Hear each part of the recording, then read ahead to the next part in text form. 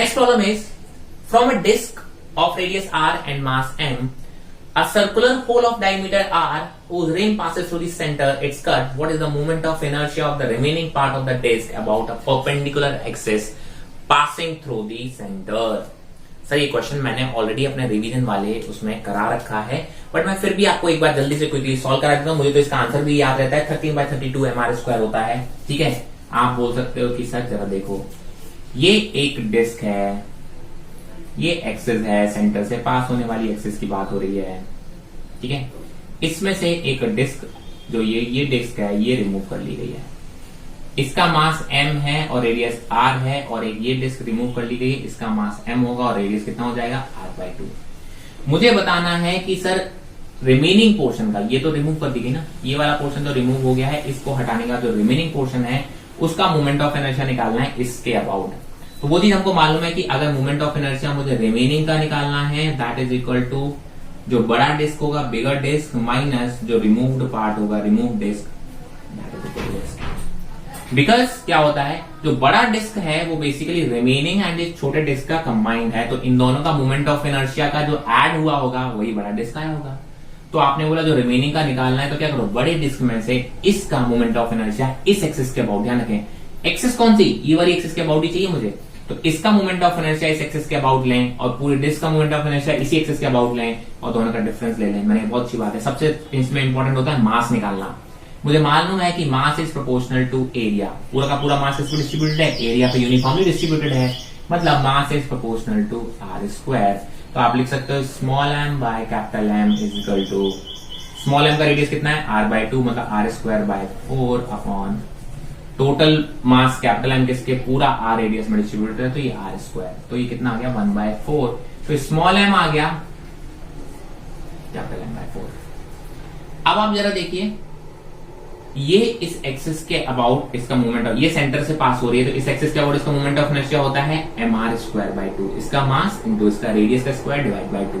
But मुझे तो चाहिए इस एक्सिस के अबाउट, तो आपने बोला देखिए ये दो पैरेलल एक्सिस हैं और ये छोटी डिस्क के लिए ये सेंटर ऑफ मास से पास हो रही है। ठीक है, तो आपको मालूम है इसके अबाउट अगर I चाहिए तो क्या करोगे, ICM प्लस ये जो डिस्टेंस है वो कितनी है, r/2 है। ठीक है, तो ये पैरेलल एक्सिस थ्योरम लगा दोगे तो आपको इस एक्सिस के अबाउट इस डिस्क का मोमेंट ऑफ इनर्शिया मिल जाएगा। फिर से देखें सर, इस डिस्क के सेंटर ऑफ मास से पास होने वाली मोमेंट ऑफ इनर्शिया मुझे मालूम है, मुझे चाहिए इस एक्सिस के अबाउट जो कि इस एक्सिस के पैरेलल है, तो मैं क्या लगाऊंगा, पैरेलल एक्सिस थ्योरम लगाऊंगा और पैरेलल एक्सिस थ्योरम लगा के इस डिस्क का इस एक्सिस के अबाउट मोमेंट ऑफ इनर्शिया निकालूंगा, जो कि यहां रखना है। और बड़ी डिस्क का मोमेंट ऑफ इनर्शिया तो मैं डायरेक्टली लगा सकता हूं, इस एक्सिस के अबाउट सेंटर से पास होने वाली एक्सिस है ये mr²/2, so that is equal to mr²/2 minus centre of mass के अबाउट जो मोमेंट ऑफ इनर्शिया आता है वो आता है m कितना है यहाँ पे, m/4 है, r², r कितना है यहाँ पे, रेडियस r/2 है, तो r²/4/2। ठीक है, mr²/2 इसका मास इसका रेडियस डिवाइड बाय 2 प्लस, क्योंकि पैरेलल एक्सिस थ्योरम लगा रहे हैं तो सेंटर ऑफ मास के अबाउट जो मोमेंट ऑफ इनर्शिया है plus total mass of the body into this distance का स्क्वायर।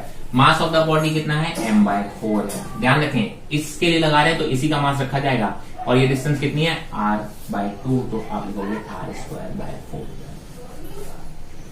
ठीक है, जरा देखो इसमें से कॉमन ले लो, mr²/2 माइनस इसमें से क्या कॉमन आ रहा है, mr²/16 कॉमन आ रहा है, अंदर जो बच रहा है वो आ रहा है 1/2 + 1, ये सॉल्व करोगे तो कितना हो जाएगा, ये 3/2 हो जाएगा। इसमें से कॉमन ले लो जरा भाई, आप लिखोगे mr²/2 minus 3/2 into 16 mr²। Common क्या लोगे इसमें, सॉल्व कर लो इसको, सॉल्व करने के बाद आ रहा है 13/32 mr²। So that is your answer. ये मैं अपने रिवीजन वाले में भी ये प्रॉब्लम करा चुका हूं, मेरे ऐसे प्रॉब्लम पूछी जा चुकी हैं और आगे भी पूछे जाने के चांसेस रहते हैं। ठीक है, क्योंकि हम इनको स्टैंडर्ड प्रॉब्लम की तरह सॉल्व कर चुके होते हैं, इसलिए मैं इनको अच्छी प्रॉब्लम्स में नहीं रखता, बिकॉज ये रिपीटेटिव प्रॉब्लम्स होती हैं मेरे लिए। जो पहली बार सॉल्व कर रहा होगा उसके लिए बहुत अच्छी प्रॉब्लम है, बट मैं कहता हूं सर ये वाली प्रॉब्लम तो हम सॉल्व कर चुके होते हैं अपने नोट्स में या कहीं ना कहीं किसी मॉड्यूल में, किसी एक्सरसाइज में, तो मैं रिपीटेटिव क्वेश्चंस को अच्छे क्वेश्चंस में नहीं रखता। फर्स्ट टाइम वालों के लिए अच्छा हो सकता है, बट मेरे तो ये रिपीटेटिव क्वेश्चंस है, ठीक है। So now let's move on to the next problem. Question is again from 2016. A disk and a sphere of same but different masses roll off on two inclined planes of the same altitude and length. ठीक है, एक disc है और एक sphere है, ठीक है। जब भी स्फेयर बोला जाए मतलब सॉलिड स्फेयर है। अगर हॉलो स्फेयर बोलना होता है तो वो शेल बोलेगा, स्फेरिकल शेल बोलेगा उसको। दोनों के रेडियस कैसे हैं? सेम है, बट मासेस अलग अलग है, मुझे उससे मतलब नहीं होता। Which of the two objects get onto the bottom of the plane first? देखिए डायरेक्ट क्वेश्चन है, मैंने कहा सर आपको रोलिंग वाला अगर याद हो, डायरेक्ट फॉर्मूला जो मैंने लिखाया था, सर ये इंक्लाइन प्लेन है, एक इंक्लाइन प्लेन है, सेम एल्टीट्यूड सेम हाइट और लेंथ का बोला मतलब सेम इंक्लाइन प्लेन है। आप बोलते हो यहाँ पे दो बॉडीज है, एक डिस्क है, एक डिस्क और एक स्फेयर है। दोनों के रेडियस कैसे हैं? सेम है, दोनों के मासेस अलग अलग हो सकते हैं। मैंने कहा ठीक है, मैंने कहा ये बताना है कि सर ये नीचे सबसे पहले कौन आएगा। तो मैंने कहा जरा टाइम का अगर डायरेक्टली आपको फॉर्मूला याद है तो t sin theta under root of 2h by g small h है इंटू 1 प्लस सी। ये c क्या होता है? आपको याद है कि मोमेंट ऑफ इनर्शिया कितना लिखते हैं? cm²। अगर डिस्क की बात करेंगे तो डिस्क के लिए क्या लिखेंगे मोमेंट ऑफ इनर्शिया? डिस्क के लिए लिखते हैं हाफ mr², मतलब c की वैल्यू हाफ हो गई। मैंने कहा अगर स्फीयर की बात करेंगे तो लिखेंगे 2/5 mr², है ना। मतलब आप बोलोगे सर ये कितनी हो गई? 2/5 हो गई। क्या मेरे मास और रेडियस पे ये चीजें डिपेंड कर रही है? नहीं सर, यहाँ पे तो c की वैल्यू चाहिए जो कि ना मास पे डिपेंडेंट है ना रेडियस पे डिपेंडेंट है। c की वैल्यू ये कांस्टेंट है, ठीक है। तो आपने बोला c की वैल्यू देखिए, आप देखो बाकी सारी क्वांटिटी सब सेम है, तो आप बोलोगे जो t है वो directly proportional to root 1 plus c के बराबर हो गया। तो जिसका c ज्यादा होगा उसको ज्यादा टाइम लगेगा। मैंने कहा देखिए 1/2 इज 0.5, 2/5 इज 0.4, मतलब this c is greater than, तो आप बोलोगे जो टाइम है डिस्क को ज्यादा लगने वाला है स्फेयर से, ठीक है। तो आप बता सकते हो डिस्क को टाइम ज्यादा लगने वाला है स्फेयर से, तो आप बोलोगे सर जो स्फेयर है वो जल्दी पहुंचेगा। इसने बोला which of the objects get bottom plane first, तो स्फेयर पहले पहुंचेगा क्योंकि उसको कम टाइम लग रहा है, और डिस्क को ज्यादा लग रहा है तो डिस्क बाद में पहुंचेगा। And that was your answer, ठीक है। कितना टफ क्वेश्चन था डायरेक्टली। अच्छा, किसी को ये फॉर्मूला याद नहीं आता है, कोई बात नहीं सर, ये फॉर्मूला तो याद हो गई ना, g sin theta upon 1 plus C. कभी कभी ये फॉर्मूला याद नहीं रहता है, मैंने कहा ये फॉर्मूला याद रहेगा। चलो, जिसका c ज्यादा उसका एक्सेलरेशन कम, और एक्सेलरेशन कम मतलब स्लो मूव करेगा, स्लो मूव करेगा तो आप बोलोगे टाइम ज्यादा रहेगा। तो जिसका c ज्यादा उसको टाइम ज्यादा लगेगा, ठीक है, क्योंकि जिसका c ज्यादा उसका एक्सेलरेशन कम मतलब टाइम ज्यादा। तो जिसका c ज्यादा मतलब डिस्क का c ज्यादा तो उसको टाइम ज्यादा लगने वाला है। एंड सो आप उससे भी आंसर कर सकते हो। So this is how difficult problems are, जो कि पूछी जाती है नीट में। Let's move on to the next problem. Next problem is an automobile moves on a road with a speed of 54 km per hour. The radius of the wheel is 0.45 meter and the moment of inertia of the wheel about its axis of rotation is 3 km square. If the vehicle is brought to rest in 15 seconds, the magnitude of the average torque transmitted by this brake to the wheel is. Again equations of motion का question आ गया है, जरा देखेंगे आप क्या बोल रखा है। जो जो डेटा दे रखा है उसको आप लिख लेंगे यहाँ पे। आपने बोला जो आपने स्पीड देखी with speed of 54 kilometre per hour, ऐसा कुछ बोल रखा है। ये VC होगा, सेंटर ऑफ मास की स्पीड होगी। इसको आप किस में कन्वर्ट करोगे? मीटर पर सेकेंड में। दैट इज 54 इंटू 5/18 मीटर पर सेकेंड, मतलब कितना हो गया? 15 मीटर पर सेकेंड, ठीक है।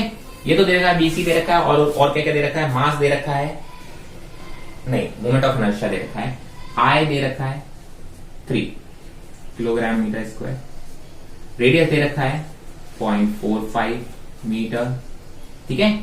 ये चीजें गिवन है। और उसने क्या बोला कि the vehicle is brought to rest in 15 second, t दे रखा है 15 सेकेंड। आपको एवरेज टॉर्क पूछा गया है।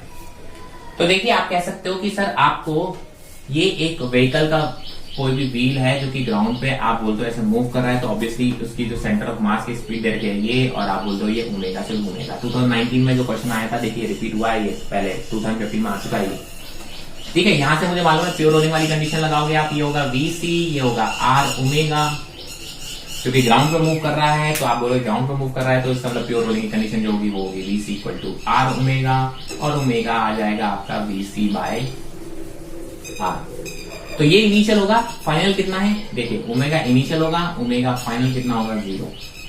ओमेगा इनिशियल की बात रखना चाहो तो आप रख सकते हो कि ओमेगा इनिशियल कितना हो जाएगा 15 बाय R कितना है 0.45। ठीक है, अच्छा भैया मैंने कहा बहुत अच्छी बात है। तो आप क्या लिख सकते हो, आपको एक्सेलरेशन निकालना है, टॉर्क चाहिए तो टॉर्क इक्वल टू होता है आई अल्फा, एंगुलर एक्सेलरेशन चाहिए, आप कौन सा लगाओगे, omega final is equal to omega initial plus alpha into t. Final is 0, initial is 15 by 0.45 plus alpha आपको फाइंड आउट करना है, टाइम की वैल्यू कितनी है 15 सेकेंड्स।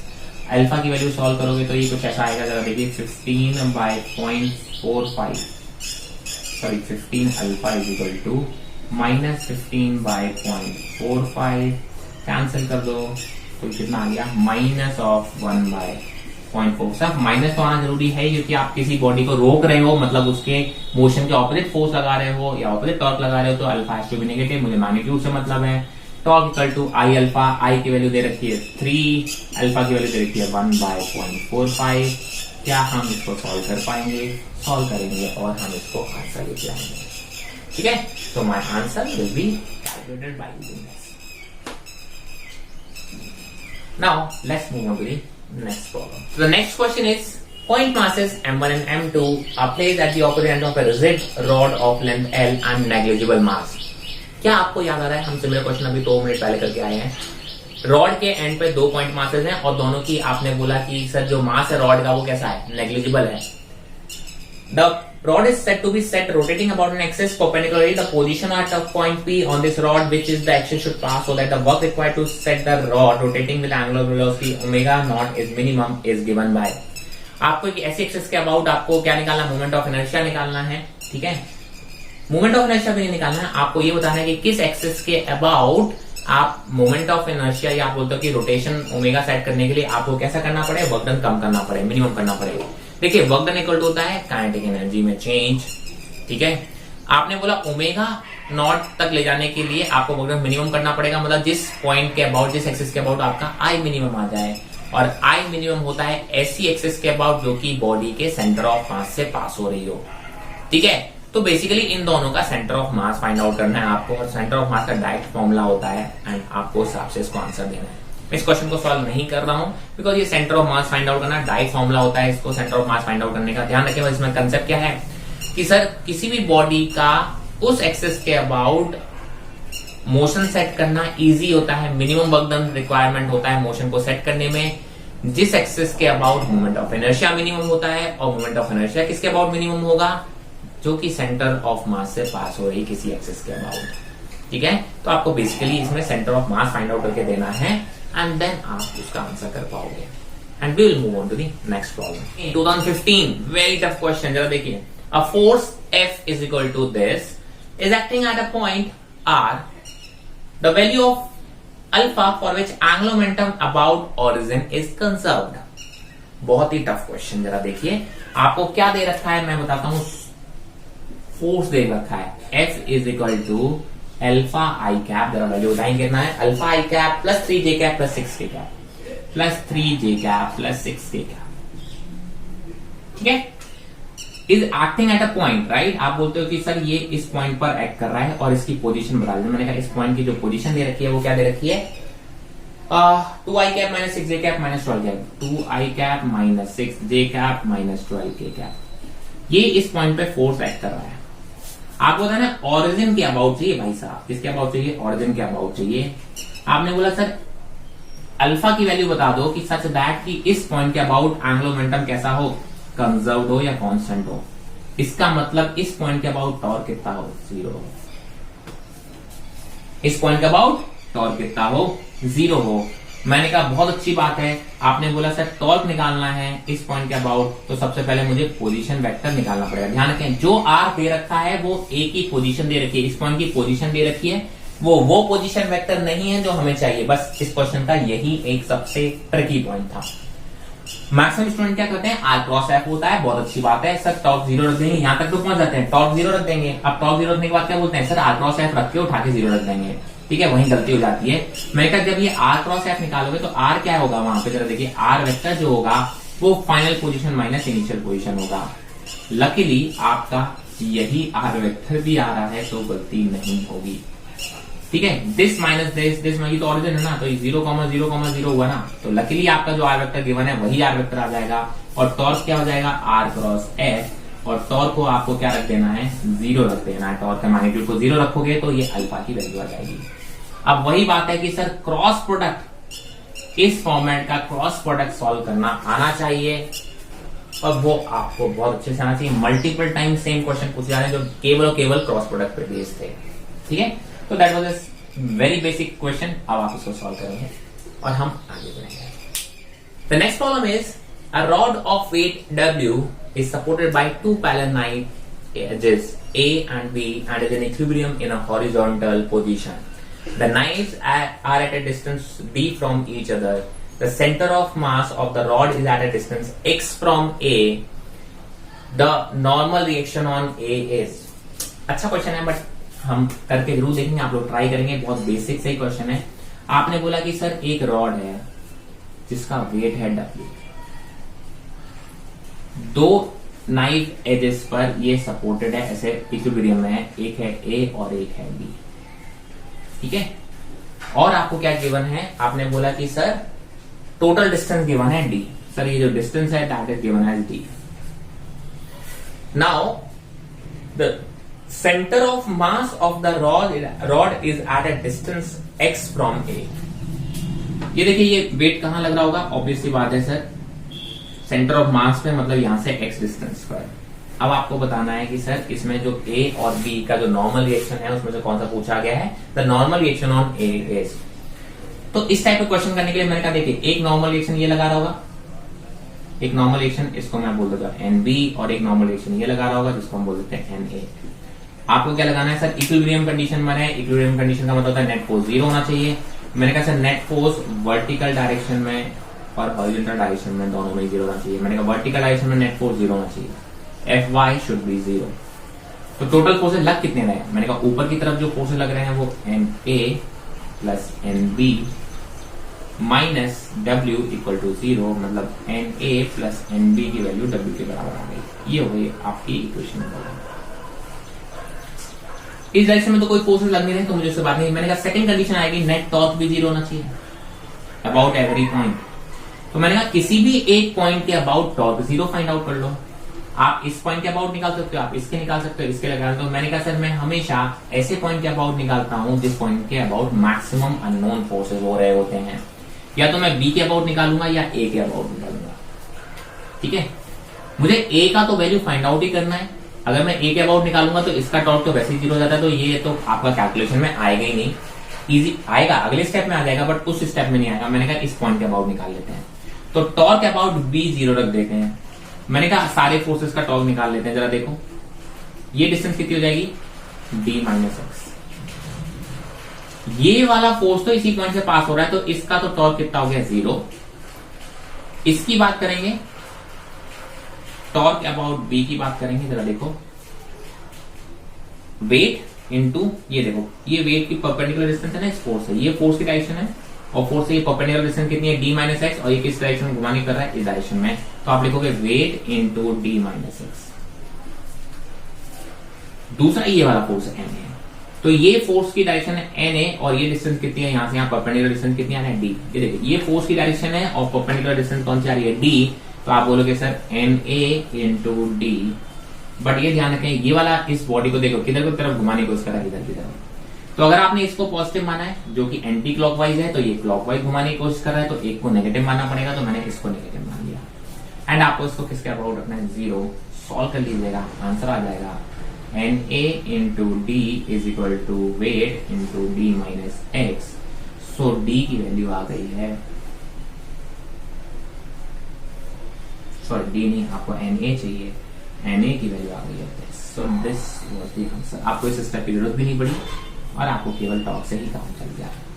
ठीक है, तो इस टाइप के क्वेश्चन भी हमने, ये होते हैं ना, प्रैक्टिस की होती है, तो ये बहुत ज्यादा इजी सा क्वेश्चन है, ठीक है। Now let's move on to the next problem. Next question is a mass m moves in a circle on a smooth horizontal plane with velocity v naught at a radius r naught. The mass is attached to a string which passes through a smooth hole in the plane as shown in figure. Now the tension of the string is increased gradually and finally m moves in a circle of radius r naught by 2. The final value of the kinetic energy is. देखिए angular momentum conservation का बहुत ही basic सा question है, जरा देखिए ये कुछ ऐसा है, ठीक है। ये इस तरीके से स्ट्रिंग अटैच्ड है और आप उसको क्या कर रहे हो, एक पॉइंट मास m है जो रेडियस r है और ये ऐसे घूम रही है, सर्कल में घूम रही है, नहीं। आपने बोला इस स्ट्रिंग को आपने नीचे से पकड़ रखा है और आप उसको धीमे धीमे करके खींचते जा रहे हैं। जब आप स्ट्रिंग को धीमे धीमे करके खींचते जा रहे हैं तो ये देखिए इसका रेडियस कम होता जा रहा होगा, टेंशन बढ़ती जा रही होगी। तो वही आपको बताना है कि सर इनिशियल वेलोसिटी कितनी थी, v नॉट। इनिशियल वेलोसिटी कितनी थी, v नॉट, और आपको फाइंड आउट क्या करना है कि सर बताओ final value of kinetic energy कितनी होगी। मैंने कहा बहुत अच्छी बात है। मैं कहा जरा देखिए जब ये r नॉट बाय 2, राइट। अब आपने बोला कि सर इनिशियल r नॉट था, फिर आप r नॉट बाय 2 पर आ गए, तो आप एक्स्ट्रा फोर्स क्या लगा रहे हो, टेंशन। टेंशन मतलब इसको नीचे की तरफ खींच रहे हो, ठीक है। तो टेंशन चेंज हो रहा है, क्या चेंज हो रहा है, टेंशन चेंज हो रहा है। बट टेंशन आप बोल रहे हो कि टेंशन जो है वो इसी सेंटर से पास होने वाले पॉइंट से ही पास हो रही है। अगर आप बोलोगे एक सर्कुलर मोशन हो रहा है और ये टेंशन ऐसे है, अगर इस फोर्स को आप घटा बढ़ा भी रहे हो तो ये टेंशन लग कैसे रही है, सर ये जो फोर्स की एक्शन लाइन ऑफ एक्शन है वो इस सेंटर से पास हो रही है। तो मतलब इस पॉइंट के अबाउट तो अभी भी एंगुलर मोमेंटम कैसा रहना चाहिए, कंजर्व, क्योंकि टॉर्क कितना आना चाहिए, 0। टेंशन पहले जितनी भी हो बाद में बढ़ भी रही होगी तो भी आप बोलोगे टेंशन की वजह से कोई टॉर्क एक्स्ट्रा नहीं आ रहा होगा, बिकॉज टेंशन जो है वो इसी पॉइंट से पास हो रही है। तो टॉर्क अबाउट ओ अभी भी कितना होने वाला है, 0। मतलब एंगुलर मोमेंटम अबाउट ओ अभी भी क्या होने वाला है, कांस्टेंट, एंगुलर मोमेंटम कांस्टेंट। तो आप बोलोगे सर पहले कितना होगा, I1 omega 1 is equal to I2 omega 2।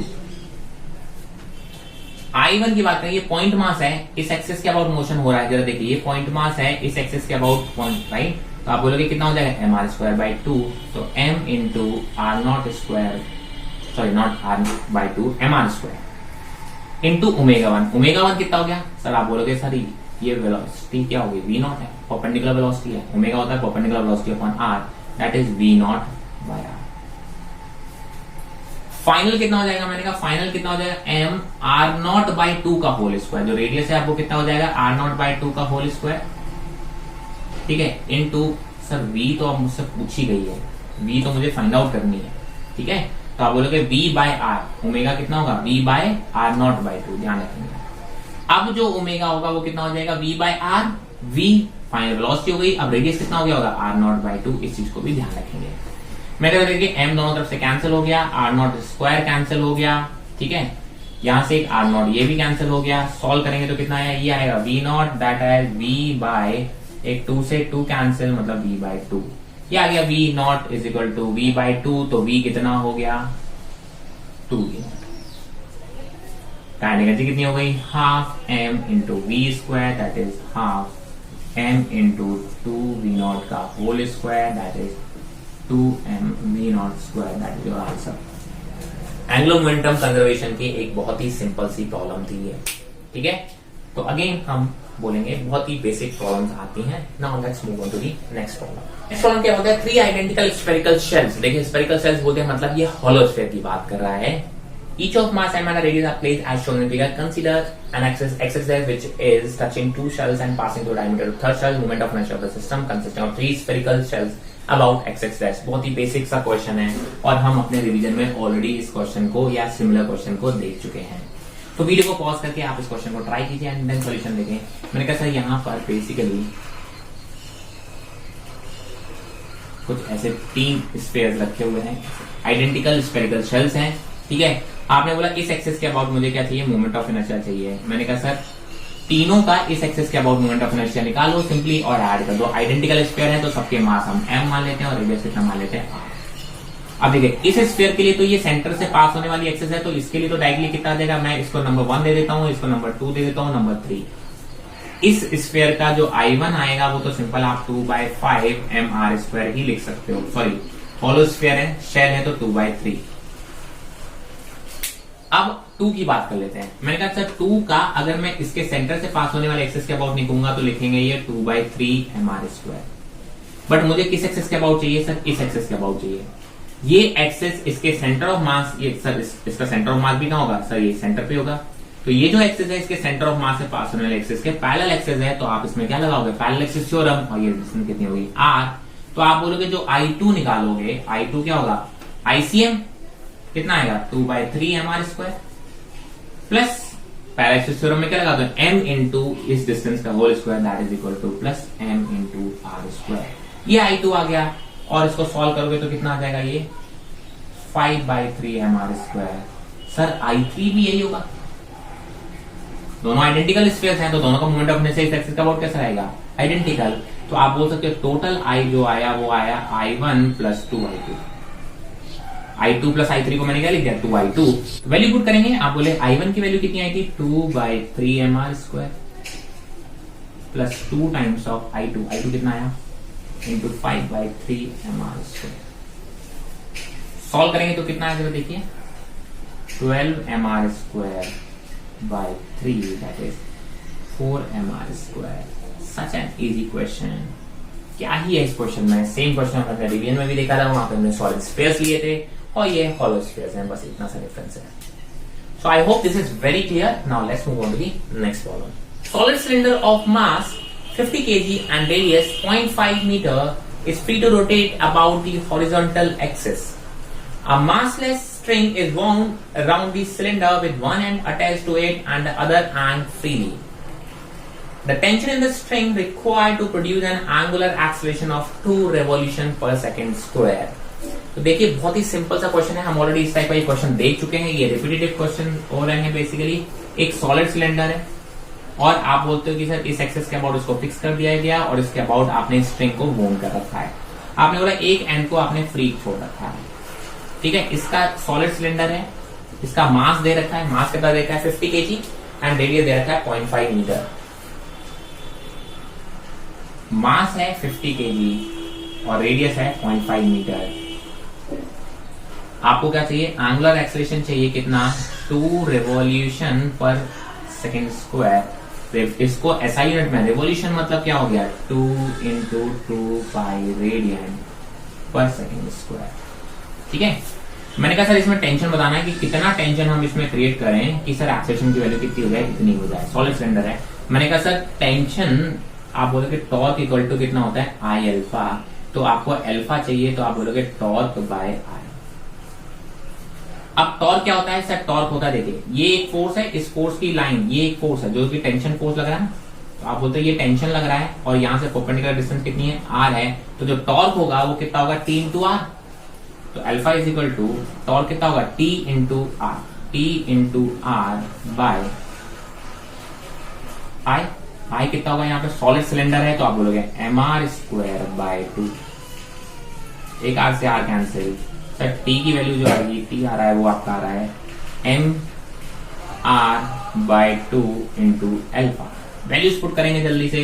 मैंने कहा सर टी एम की वैल्यू है 50 kg, आर की वैल्यू है 1/2, अल्फा की वैल्यू है 4 पाई, और ये आएगा 2 कैंसिल। सर ये आ गया 55 न्यूटन।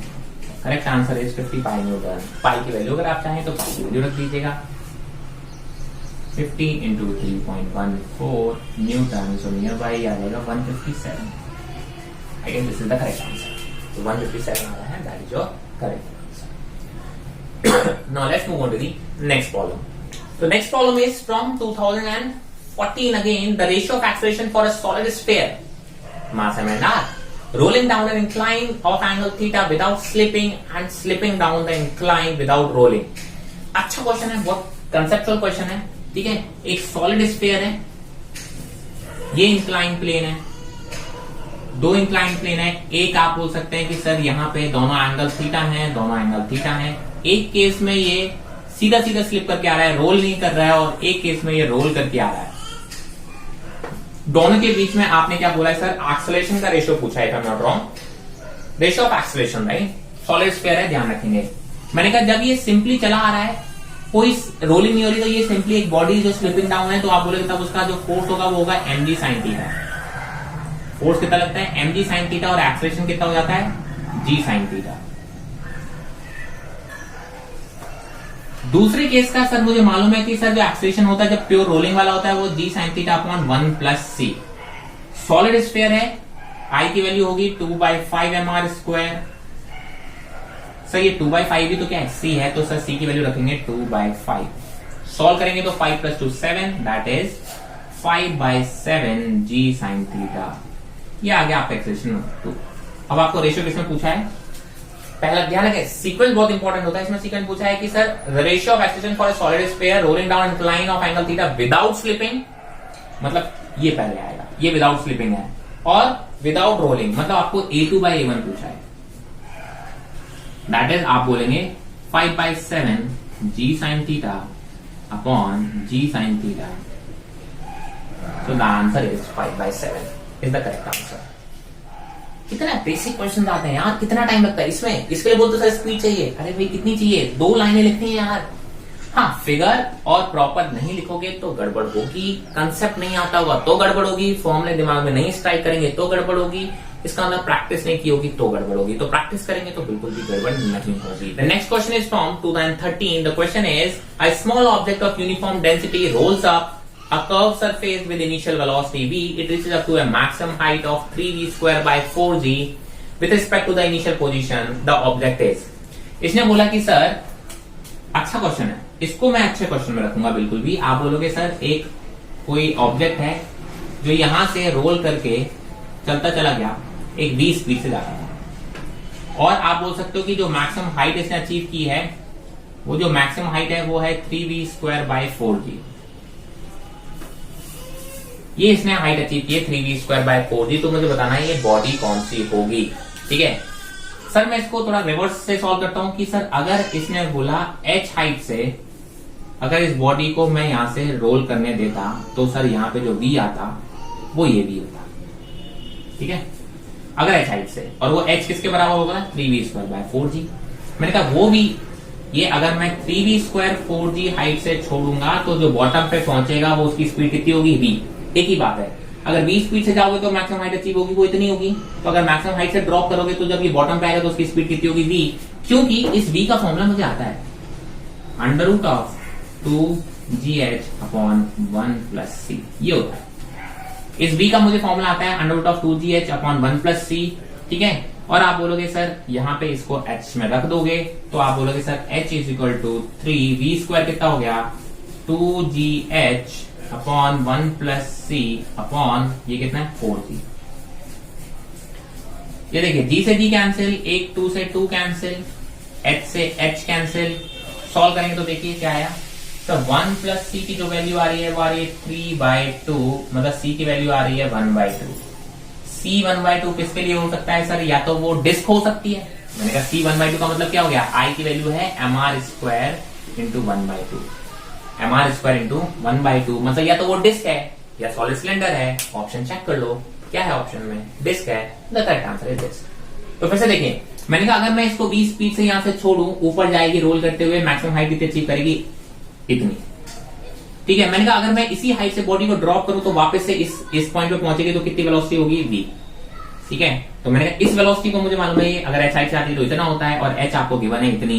मैंने कहा h में ये v की वैल्यू रख दोगे, सॉल्व करोगे तो c की वैल्यू आ गई, और c अगर आपको आता है तो ये फॉर्मूला अगर आपको डायरेक्टली आता है तो आपसे क्वेश्चन में बिल्कुल भी टाइम नहीं लगेगा, ठीक है। Now let's move on to the next question.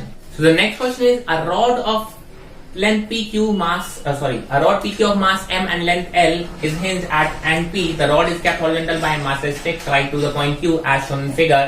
When a string is cut, the initial angular acceleration of the rod is। सही क्वेश्चन मैंने अपने ऑलरेडी रिवीजन वाले पैकेज में डाला हुआ है, आप चाहो तो इसको सॉल्व कर सकते हैं दोबारा से। देखिए कुछ ऐसा है, ये एक रॉड है, इसको आपने स्ट्रिंग से ऐसे टाई कर रखा है, ठीक है।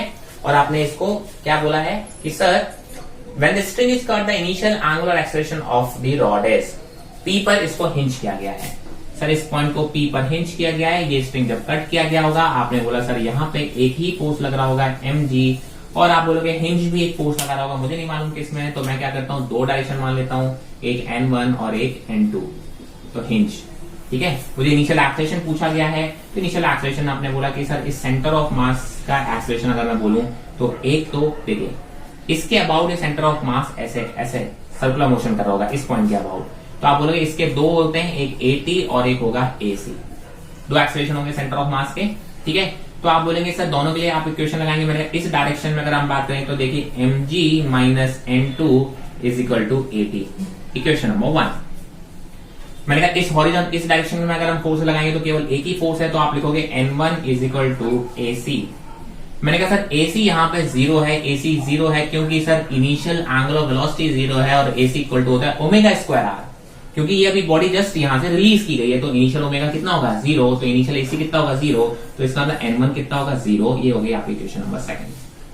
तीसरी क्वेश्चन हमें लिखना होता है टॉर्क के लिए। टॉर्क किस पॉइंट के अबाउट, इस हिंज के अबाउट। तो मैंने कहा जब टॉर्क की इक्वेशन लिखेंगे तो टॉर्क इक्वल टू क्या होगा, torque about hinge is equal to, देखिए ये mg है, फोर्स की डायरेक्शन सर इस पॉइंट से परपेंडिकुलर डिस्टेंस, ये कितना हो गया l/2, तो आप लिखोगे mg इंटू l/2। ध्यान से रखें ये फोर्स है, फोर्स की डायरेक्शन सच इस पॉइंट के अबाउट, एक्सिस अबाउट लिखते हैं, वहां से परपेंडिकुलर डालते हैं इस लाइन पे, दैट इज परपेंडिकुलर, तो आप बोलोगे r परपेंडिकुलर इनटू f, और ये कितना है l/2, तो mg into l/2 that is equal to i alpha, that is equal to i alpha, ठीक है। और i क्या है, एक रॉड है, रॉड से एंड से पास होने वाली एक्सिस के अबाउट निकालना है, तो मतलब कितना है सर, आप बोलोगे mg into l/2 is equal to ml² / 3 into alpha, एक m से m कैंसिल, एक l से l कैंसिल, तो अल्फा आ गया, अल्फा आ गया कितना 3/2 g/l, ये आ गया आपका अल्फा। क्या पूछा है जरा पूछो,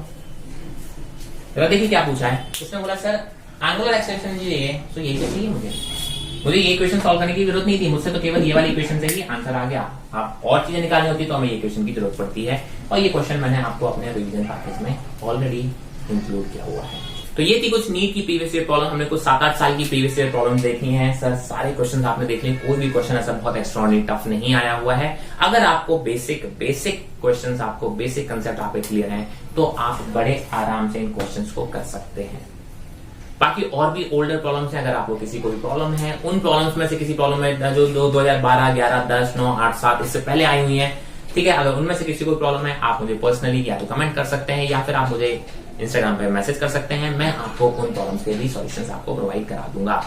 सो this is it for the NEET previous question for the rotation. I hope आपको कोई भी डाउट नहीं होगा। अगर आपको कोई भी डाउट है तो आप अगेन मुझे कमेंट सेक्शन में मेंशन कर सकते हैं, या फिर आप मुझे इंस्टाग्राम पे मेरे को टेक्स्ट भी कर सकते हैं। इस चैप्टर में जो अभी तक रोटेशन किया, मैंने आपको असाइनमेंट नहीं प्रोवाइड किया है, तो मैं इस वीडियो के साथ आपको असाइनमेंट प्रोवाइड करा दूंगा।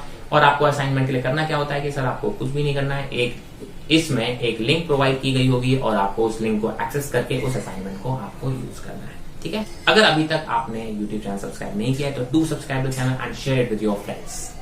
For now stay healthy, stay safe, thank you.